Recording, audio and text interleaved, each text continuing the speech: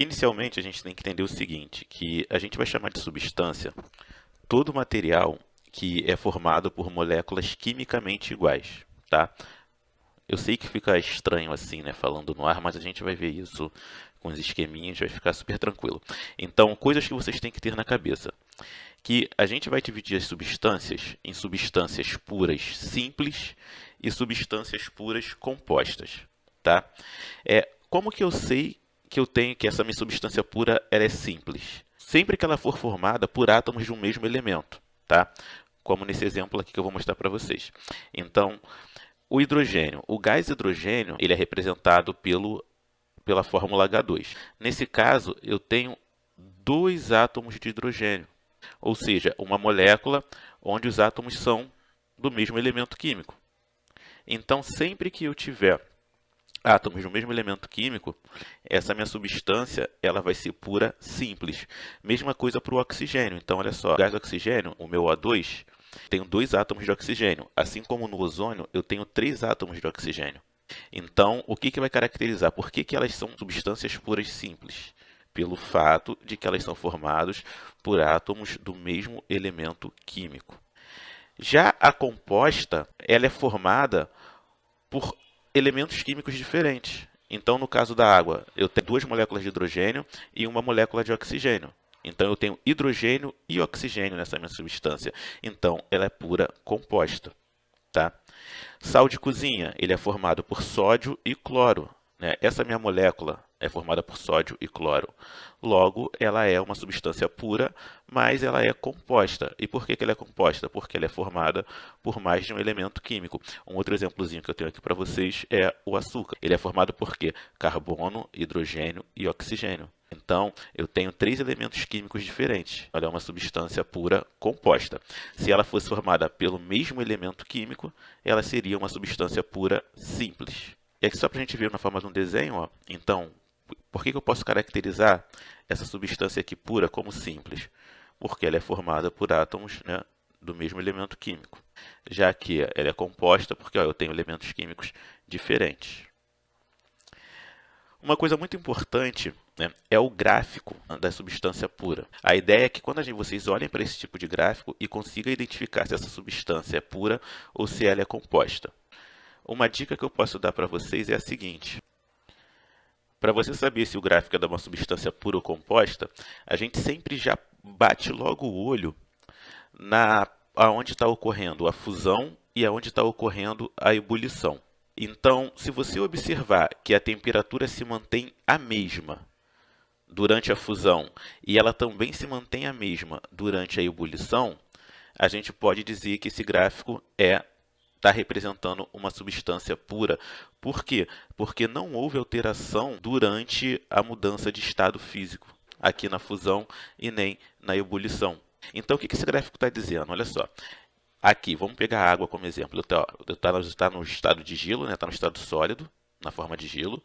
E aí, isso abaixo de 0 grau. Quando chega a 0 grau, se inicia o processo de fusão. O que está ocorrendo? Está saindo do estado sólido e partindo para o estado líquido. Só que se você olhar, ó, ocorre essa mudança de estado físico, ela ocorre sempre à mesma temperatura, 0 grau. E acima de 0 grau, a água ela já está no estado líquido. Quando chega a 100 graus, ela entra no estado de ebulição. E isso ocorre também na mesma temperatura. A temperatura se mantém inalterada. E aí, quando você aumenta essa temperatura, passa para o estado gasoso. O nome dessa reta aqui, a gente chama de patamar. Então, uma forma de você também avaliar se o gráfico ele é da substância pura ou se ele é da mistura, e a gente vai ver mistura daqui a pouco, é olhar se o gráfico tem ou não patamar. Se possui patamar, tanto na fusão quanto na ebulição, eu sei que é uma substância pura. Se não possui patamar nas duas, vai ser uma mistura. Daqui a pouco a gente vai olhar isso com mais calma.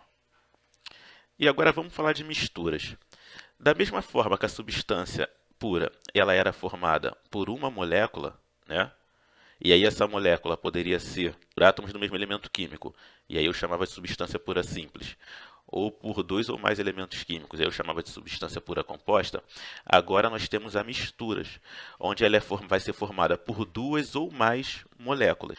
E aí, como que a gente classifica essas misturas? A gente tem a mistura homogênea e a heterogênea, onde na homogênea ela é uma mistura que apresenta apenas uma fase.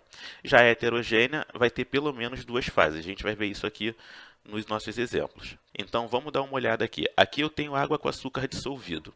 Então, quando eu olho para esse recipiente, eu não consigo distinguir só a água e quem é só açúcar. E aí eu digo o seguinte, que então que essa mistura ela tem um aspecto contínuo. Ou seja, ela tem apenas uma única fase. Então, quando a minha mistura tem apenas uma fase, eu digo que é uma mistura homogênea. Sim, tudo misturado. Está tudo misturado, eu não consigo distinguir as partes. A mistura é homogênea. Agora, no caso aqui da água com óleo, ó, eu consigo verificar claramente as duas fases. Então, aqui, ó, o óleo e aqui a água. Eu consigo distinguir duas ou mais fases, eu chamo de mistura heterogênea. Nesse nosso terceiro recipiente aqui, nós temos água com gás, né? Ou seja, água mais CO2. E aí, ó, tá vendo? Isso aqui representa as bolhas, as bolinhas lá que ficam no seu refrigerante, por exemplo, né? Mas aqui é água com gás. Mas também tem duas fases, então eu considero uma mistura homogênea. Deus que me livre, mistura é heterogênea, né? Foi mal.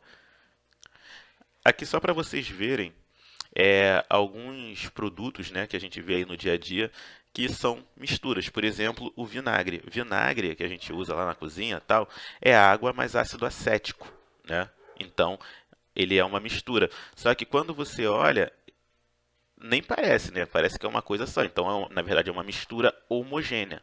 Tá? E aí outros exemplos, como latão, bronze, mas outra coisa do dia a dia também, o álcool. O álcool, na verdade, ele é uma mistura de etanol mais água.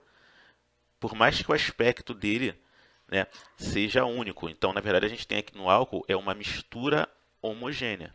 Tá?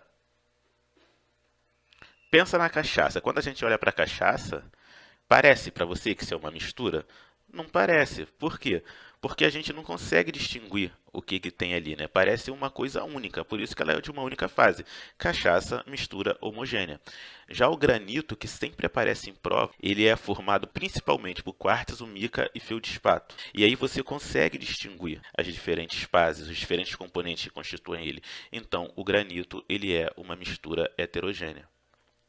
Um exemplo que eu acho muito curioso é o leite, porque quando você olha para o leite, ele tem um aspecto homogêneo, né? Isso a olho nu. Mas se você colocar o leite no microscópio, você vê que, na verdade, é uma mistura heterogênea, porque você consegue observar as gotículas de gordura, as moléculas de gordura naquele leite. O que impede da gente ver isso num copo é a nossa visão. Então, o leite, na verdade, ele é considerado uma mistura heterogênea. Uma outra definição que vale a pena a gente falar é a de sistema. Então, a gente considera o sistema tudo aquilo que é objeto da observação humana. E a gente vai dividir os sistemas em homogêneos e heterogêneos. Não estou falando de mistura, estou falando de sistemas. Então, a gente vai ter sistema tanto para substância pura quanto para mistura. E, novamente, nós vamos considerar as fases, né, do que a gente está olhando para poder falar se o sistema é homogêneo e heterogêneo. Então, por exemplo, a água é uma substância pura que só possui uma fase. Então, ela é um sistema homogêneo. A mistura, a mesma coisa. Então, quando a gente tem uma mistura de uma única fase, a gente também classifica ela dentro de sistema homogêneo. Agora, esse exemplo aqui eu gosto muito dele. Ó. Eu tenho uma substância pura, né, que é a água com gelo. É tudo água. Sendo que eu consigo observar duas fases, porque eu estou vendo o gelo, a água no estado sólido, no formato de gelo, e estou vendo a água no estado líquido. Então, como eu estou observando duas fases, eu posso dizer que a água com gelo é um sistema heterogêneo, né? Da mesma forma que a água e óleo. Então, eu vejo duas fases bem distintas nessa mistura, então o meu sistema ele é heterogêneo. E vamos dar uma olhadinha no gráfico da mistura. Lembra que eu falei que o ideal é sempre a gente olhar o ponto de fusão, né, e o ponto de ebulição. Então, olha só, esse aqui é um gráfico geral da mistura, tá? Eu vou mostrar que tem alguns outros gráficos, mas vamos começar a iniciar nesse. Então, o que eu estou observando aqui quando eu olho a temperatura de fusão? Ela não ocorre em uma única temperatura, tá vendo? A temperatura está se alterando. Da mesma forma que quando eu olho aqui a temperatura de ebulição, a temperatura está aumentando. Então, isso é uma característica do gráfico de mistura. Tanto a temperatura de fusão quanto a de ebulição, elas não são contínuas, tá? Esse processo ele ocorre em temperaturas diferentes. Isso se deve, claro, porque você tem moléculas diferentes ali, né? Você tem substâncias diferentes compondo aquela mistura. Só que a gente tem que tomar cuidado, por outro lado, que nem sempre tanto fusão e ebulição vão estar ocorrendo em temperaturas diferentes. Como eu falei, isso vai depender da substância que está agindo. Vamos dar aqui uma analisada nessa comparação do gráfico da substância pura e no gráfico da mistura. Então, ó, o que eu estou observando aqui na substância pura? O patamar, lembra que eu falei? Ó? Então, aqui seria a fusão e aqui seria a ebulição. Então, a temperatura ela não se altera durante a mudança de estado físico. Então, isso caracteriza o gráfico da substância pura. Já no gráfico da mistura, você vai observar a temperatura se alterando durante a mudança de estado físico. Então, isso caracteriza uma mistura. Eu quero mostrar dois casos particulares para vocês de misturas que a gente classifica de uma forma diferente, que são as misturas eutéticas e as misturas azeotrópicas. O que acontece? Vamos olhar o gráfico, né? Deixei o textinho aqui para depois quando vocês forem estudar, mas vamos para o gráfico. A mistura eutética, ela tem a seguinte particularidade. Na fusão, ela acaba se comportando como uma substância pura. Então, aqui, o que eu estou observando aqui? O patamar, né? Eu falei para vocês que, de modo geral, na mistura, a temperatura não se mantém constante durante as mudanças de estado, mas nas misturas eutéticas, né, como ocorre, por exemplo, nas ligas metálicas em geral, a gente observa na fusão a temperatura se mantém constante, mas na ebulição essa temperatura ela tem essa mudança de temperatura. Então é isso que caracteriza uma mistura eutética. Fusão se comporta como se fosse uma substância pura e na ebulição segue o padrão das misturas. Tá? Já na azeotrópica é o contrário, né? Ela vai se comportar como uma substância pura durante a ebulição. Então, na ebulição, por mais que seja uma mistura, na ebulição a temperatura se mantém constante. Tá? Mas na fusão, né, você verifica que essa temperatura ela vai se alterando. Então, o álcool hidratado é um bom exemplo disso. Só mais uma coisinha antes de finalizar. Às vezes o que você pode verificar alguém utilizando o conceito de solução. Falando solução para lá, solução para cá, no laboratório, prepara uma solução. Tá?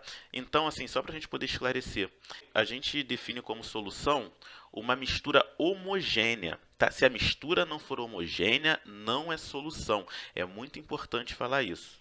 Tá? Então, você vai encontrar duas ou mais substâncias, né? Porque é uma mistura, mas em uma única fase. Então, a gente só pode chamar de solução, né, quando essa mistura for homogênea. Eu vejo muita galera confundir isso aqui, chamar tudo de solução. Tá? Então, por exemplo, você tem ali água e óleo. Não é uma solução. Não, prepara uma solução de água com óleo. Não é, porque não é uma mistura homogênea. Água com óleo é uma mistura heterogênea, tem duas fases.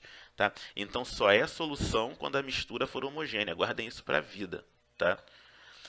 E numa solução, a gente sempre vai ter o solvente e o soluto. E é outro erro também que eu vejo a galera cometendo, que a gente tem uma mania de achar que solvente é sempre água. E não é isso. A gente vai considerar solvente aquele constituinte que tem a maior parte na solução. Então, um exemplo que eu gosto muito de dar é o do álcool. O álcool hidratado. Vamos pegar o álcool 70 aí, que está na moda, coronavírus, todo mundo usando álcool 70. O álcool 70, ele é formado por 70% de álcool, né, e 30% de água. Então, quem é o solvente nesse álcool? É o próprio álcool. Por quê? Porque é ele que está em maior parte na solução.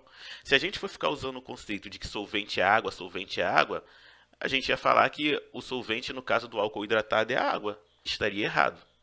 Nesse caso, do álcool 70, o solvente é o álcool. E por que o solvente é o álcool? Porque o solvente é aquele constituinte que tem maior quantidade na minha solução. A gente pode classificar as soluções como saturadas ou insaturadas, tá? E aí vale a pena chamar a atenção substância saturada. O que que acontece? É quando eu tenho uma quantidade tão grande de soluto que ele não consegue mais ser dissolvido pelo solvente. Então imagina que eu tenho lá eu pego água e misturo com sal.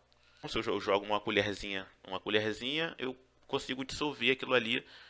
Só que minha substância continua homogênea. Só que se eu colocar muito sal numa quantidade que ele não consiga mais ser dissolvido, o que que vai acontecer? Eu começo a observar todo aquele sal lá na minha solução. Então, eu digo que essa solução ela está saturada, tá? Vamos dar uma paradinha por aqui. Vou deixar uns exercícios para vocês lá na plataforma. Dúvidas, me chamem.